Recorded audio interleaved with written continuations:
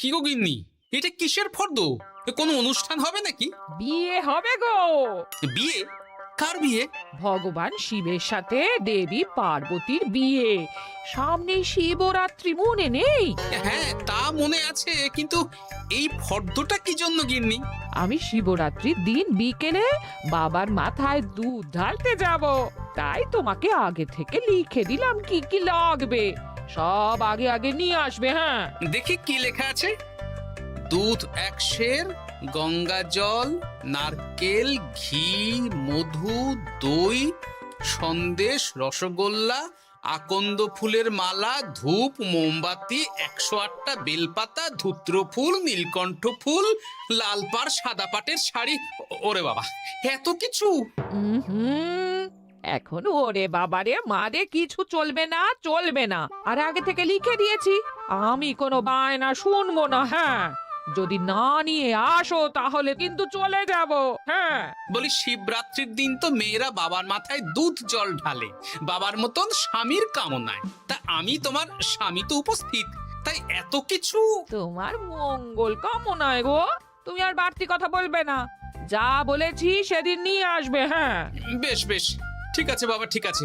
তাহলে আমি এখনই যাই, সব দোকানে দোকানে বায়না করে আসি। সেদিন তো এইসব জিনিসের চাহিদা তুঙ্গে থাকে। হ্যাঁ, তা যাও, সেটাই বুদ্ধিমানের কাজ হবে। হ্যাঁ,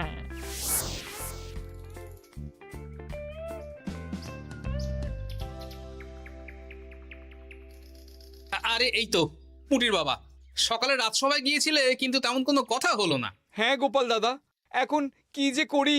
ঠিক আছে ঠিক আছে, আমি দেখছি কি ব্যবস্থা করা যায়, বুঝলে। ঠিক আছে গোপাল দাদা, একটু দেখো, বুঝতেই তো পারছো অভাবের সংসার। হ্যাঁ হ্যাঁ, কোনো চিন্তা করো না।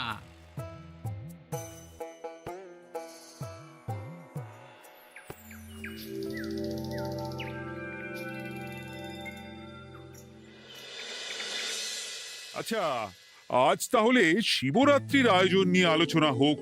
মহারাজ, এসব নিয়ে আপনি চিন্তা করবেন কেন? আরে আমার মতন একজন মন্ত্রী থাকতে আপনার মাথা ঘামানোর কোনো দরকারই নেই। না না মহারাজ, একদম মন্ত্রী মশাইকে দায়িত্ব দেবেন না।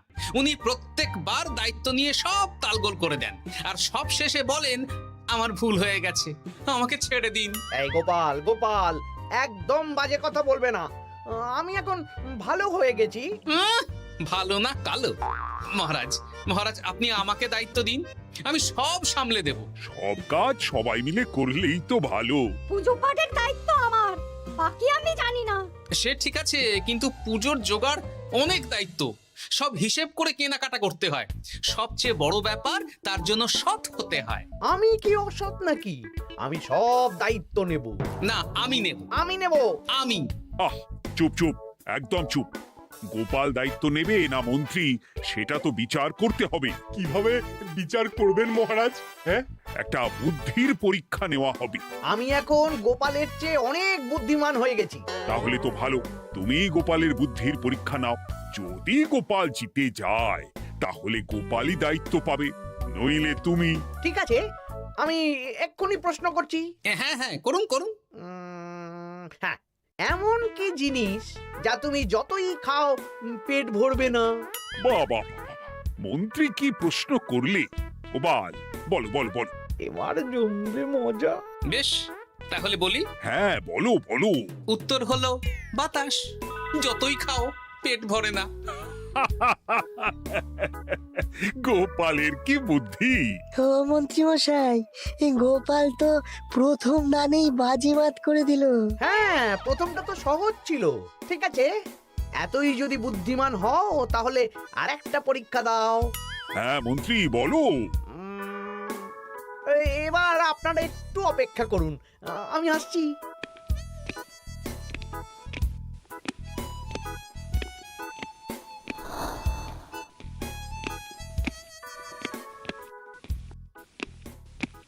এই তো মন্ত্রী এসে গেছে, আবার হাতে একটা খাঁচা।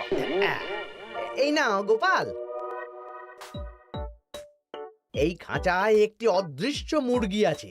তুমি যদি বুদ্ধিমান হও তবে এর মাংস রান্না করে আজ নৈশভোজে মহারাজকে খাওয়াতে হবে।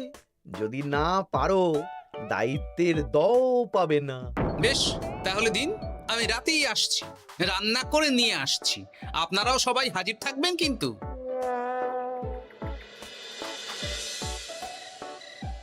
এই সেরেছে, গোপাল যে এখনো এলো না। গোপাল নির্ঘাত ফেসেছে। এই তো চলে এসেছি, এ কি গোপাল, তুমি তো খালি হাতে। মাংসের ঝোল রেঁধেও এনেছি। কই গোপাল, অদৃশ্য মুরগির ঝোল কোথায়? হ্যাঁ, কোথায় গোপাল?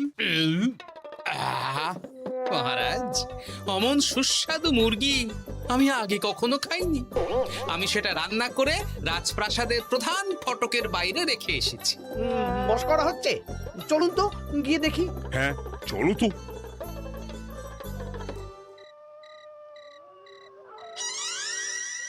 এ কি, এখানে তো কিছুই নেই, আমি তো দেখতে পাচ্ছি না। কই, আমরা তো কেউ কিছু দেখতেই পাচ্ছি না। কোথায় কোথায় মাংসের ঝোল? আরে মন্ত্রী মশাই, অদৃশ্য মুরগি রান্না করলে ঝোলটাও তো অদৃশ্যই হবে। আপনি দেখতে পাচ্ছেন না, মানে আপনার মনে পাপ আছে, নইলে আপনার চোখের সমস্যা। মহারাজ তো ঠিকই দেখতে পাচ্ছেন, তাই না মহারাজ? এই রে, গোপাল তো মোক্ষম জবাব দিয়েছে। হ্যাঁ হ্যাঁ, চমৎকার ঘ্রাণ বেরোচ্ছে। মন্ত্রী, তুমি দেখতে পাচ্ছ না কেন?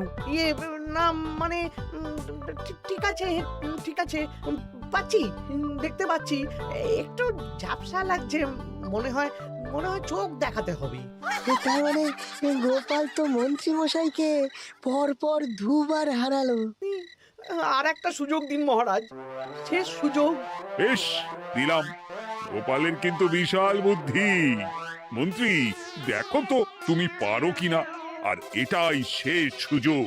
মহারাজ, গোপাল যদি এতই বুদ্ধিমান হয়, তবে ও কি বলতে পারবে কাল ভোরে আমার মনে প্রথম কোন চিন্তাটা আসবে? এটা তো খুবই সহজ কথা। কাল ভোরে আপনার মনে প্রথম চিন্তা আসবে মহারাজ যেন দীর্ঘজীবী হন এবং রাজ্যের উন্নতি হোক। এই সেরেছে, এবার তো মহা ফাপড়ে পড়লাম। আমি যদি বলি না, এটা আমার চিন্তা ছিল না, তবে মহারাজের কাছে গর্দান যাবে। আর যদি বলি হ্যাঁ, তবে গোপালের বুদ্ধির কাছে আমাকে হার মানতে হবে। কি মন্ত্রী, বলো। হ্যাঁ, ঠিক বলেছ গোপাল, এটাই আমার চিন্তা ছিল। সাবাস গোপাল, সাবাস, কি তীক্ষ্ণ বুদ্ধি। তাহলে এই বুদ্ধির পরীক্ষায় বিজয়ী হলো গোপাল। জয় গোপালের জয়। তাহলে শিবরাত্রির পুজোর আয়োজনের দায়িত্ব এবার গোপালের। আমার আর কোনো চিন্তা রইল না। মহারাজ, গোপাল তো সব দায়িত্বই পেল, আমাকেও কিছু একটা দায়িত্ব দিন। আমিও একটা ঈশ্বরের সেবা করার সুযোগ চাই। আহ, তুমি তো হেরে গেলে। তাতে কি, ভালো কাজ করতে চাইছি, একটু সুযোগ দিন মহারাজ। বেশ, তাহলে তুমি গ্রামবাসীদের ভোগ প্রসাদ খাওয়ানোর দায়িত্বটা নাও। ধন্যবাদ মহারাজ। হ্যাঁ মন্ত্রী, মিলেমিশে কাজ করো, কিন্তু ঝামেলা করো না। না না, আমি সুষ্ঠুভাবে পালন করব। ঠিক আছে মন্ত্রী মশাই, তাহলে ওইটুকুই করুক, কিন্তু আমার কাজে কোনো বাধা দিতে আসবেন না। না না না, তোমার কাজে কোনো বাধা আসবে না। আমি ভোগ প্রসাদ বিতরণ, খাওয়া দাওয়া, এই সব ব্যাপারটা দেখব।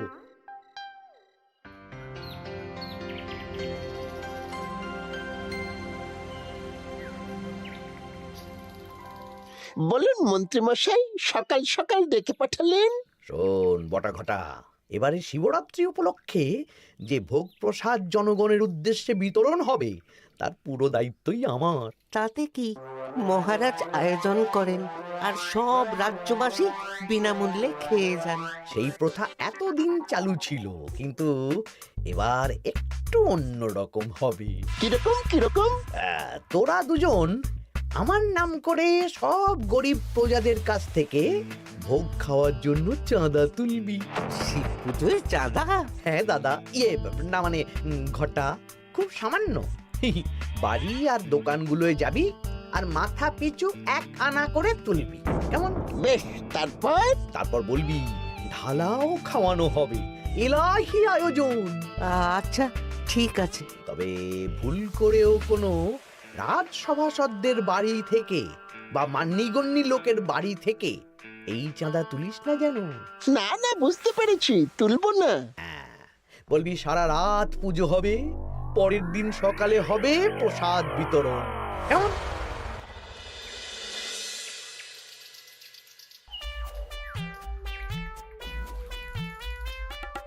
বলা, এবারে শিবরাত্রি উপলক্ষে যে পূজা হবে তার ভোগ প্রসাদ খাবে তো? নিশ্চয়ই নিশ্চয়ই। এবারে সব দায়িত্ব মন্ত্রী মশাইয়ের, এলাহি আয়োজন। তা তোমাদের বাড়িতে কতজন সদস্য? আমি আর আমার গিন্নি দুজন। তাহলে দুয়ানা দাও, এক আনা করে দুজন।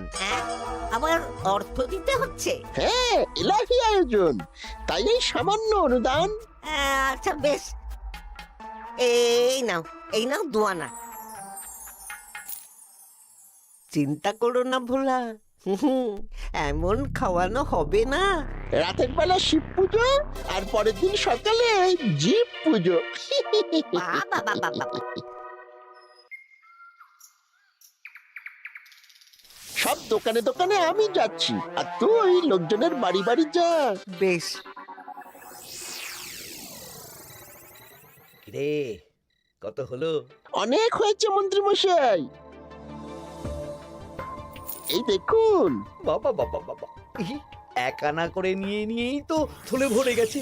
হ্যাঁ, এবার হবে মাছের তেলে মাছ ভাজা। মহারাজও ভোগের আয়োজনের জন্য আজকে মোহর দিয়ে দিয়েছেন। তার মানে তো আপনার মুনাফাই মুনাফা, লাভই লাভ। আমাদেরকেও কিছু দিন।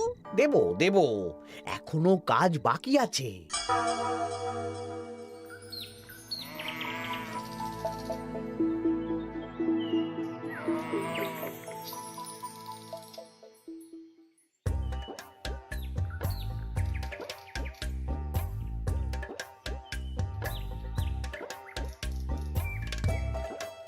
আরে আরে গোপাল দাদা যে, এত কিছু কি নিয়ে যাচ্ছ? এই তো শিবরাত্রির পুজো উপলক্ষে দশকর্মার বাজার রাজবাড়ি নিয়ে যাচ্ছি। এবারে তো এলাহি ভোগের আয়োজন, রাতের বেলা শিব পুজো আর পরের দিন সকালে নাকি জীব পুজো। মন্ত্রী মশাই দায়িত্ব নিয়ে খাওয়াচ্ছেন। না না, খাওয়ার আয়োজন তো এমন কিছু নয়।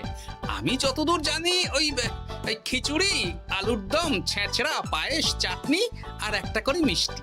আর যতদূর জানি এই ভোগ খাবার জন্য সব গ্রামবাসী থেকে মাথা পিছু এক আনা করে নিয়েছেন। হ্যাঁ, ভোগের প্রসাদ তো বিনামূল্যে। মন্ত্রীমশাই এক আনা করে মাথা পিছু নিয়েছেন? হ্যাঁ গো, এরকম তো কথা ছিল না। আচ্ছা আচ্ছা, আমি দেখছি কি করা যায়। দেখছি আমি দেখছি।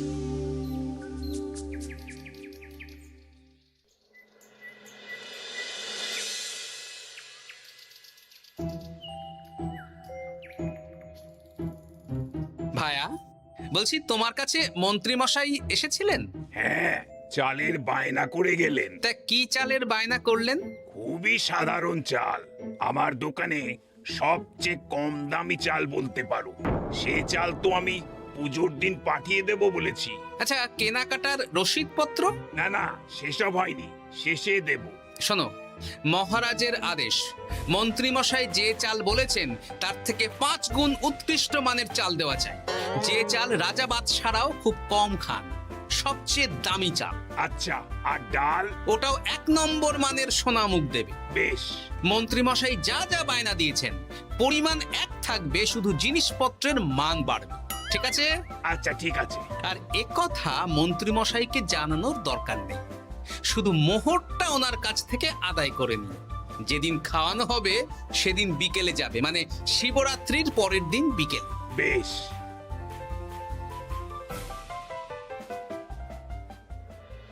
নাও ধরো গিন্নি, যা যা বলেছিলে সব কিনে এনেছি। এবার আমি মন্দিরে গেলাম, কেমন? ঠিক আছে গো, তুমি কি ভালো। দীক্ষেতা, চললাম এখন ভিড় সামলাতে।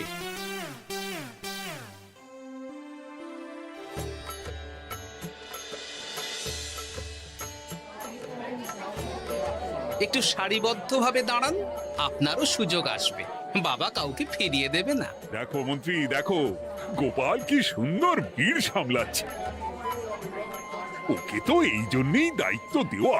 হ্যাঁ, তাই তো দেখছি। ওম নমঃ শিবায়। হে ভোলানাথ, দেবাদিদেব মহাদেব সকলের কল্যাণ করুন।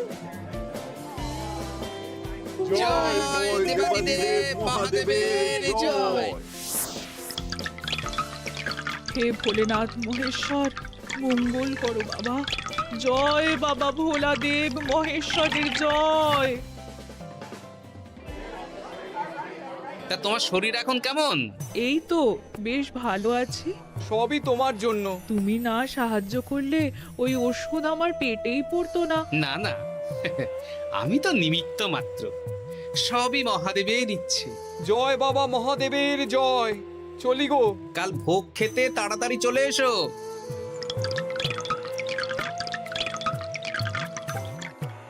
জয় দেবাদিদেব মহাদেবের জয়।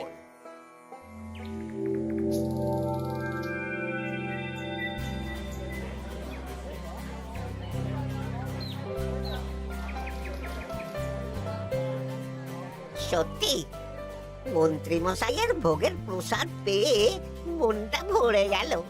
কি সুন্দর রান্না, আর খাবারের গুণমান কি ভালো। তার উপর রসগোল্লা কত বড় বড়। এত বড় রসগোল্লা খাওয়া তো দূর, বাবার জন্মে চোখেও দেখিনি।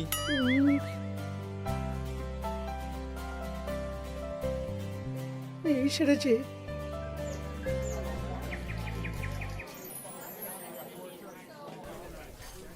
এই যে পাচক ঠাকুর, শোনো।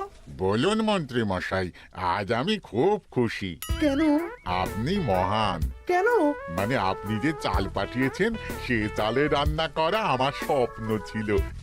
কি গন্ধ, কি গুণমান, রাজা বাদশাদের চাল বলে কথা। আমি তো খুব সাধারণ মানের চাল দিতে বলেছিলাম, 30 আনা সের মূল্যের চাল। কেন, নবাব বাদশাদের ঘরে এই চালটা থাকে। তাই? কোথা থেকে এলো? কেন, চালের দোকান থেকে এসেছে। মিষ্টিও দারুণ, রসগোল্লা তো নয়, যেন যেন একেবারে বড় বড় রাজভোগ। কি আকার, কি গুণমান, কি স্বাদ। আহা, দেখুন দেখুন দেখুন। বাবা, ভোলা এত বড় রসগোল্লা দিয়েছে। ঠিক আছে, যা হচ্ছে হতে দে। আমি তো চিন্তায় পড়ে গেছি।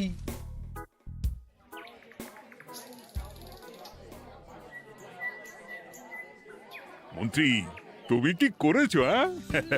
তোমার নামে তো সবাই সুখ্যাতি করছে।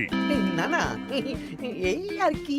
আমি যা অর্থ দিয়েছি এই আয়োজনের জন্য তো তার চেয়ে 5 গুণ বেশি মোহর লাগবে, কিন্তু তুমি কি করে করলে? মন্ত্রীমশাই সত্যিই ভালো হয়ে গেছেন। দেখো গোপাল, দেখো মন্ত্রী সত্যি বদলে গেছেন। সবই তো জনগণের সেবার জন্য। কে জানে বাবা, কি গড়বড় হয়ে গেল।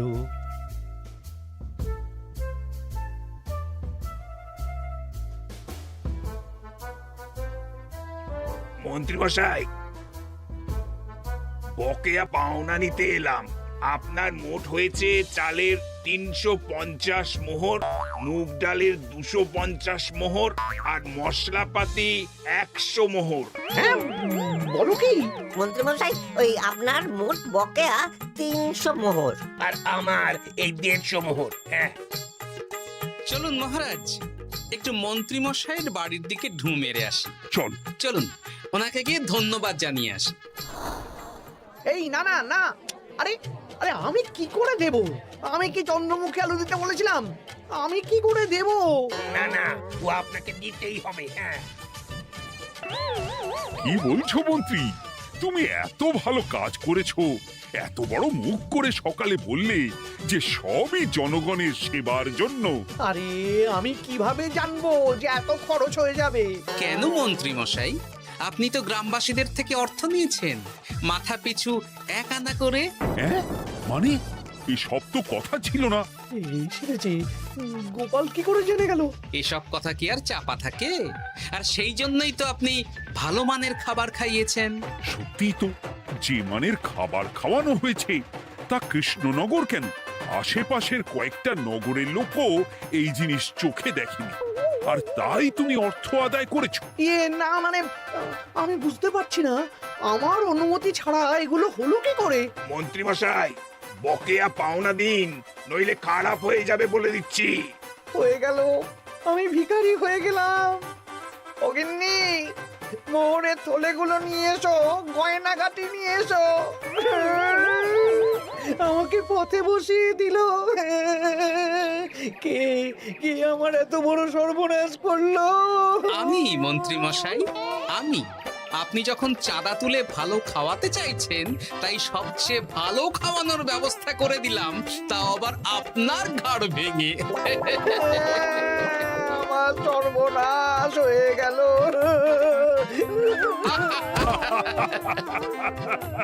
জয় মহাদেবের জয়।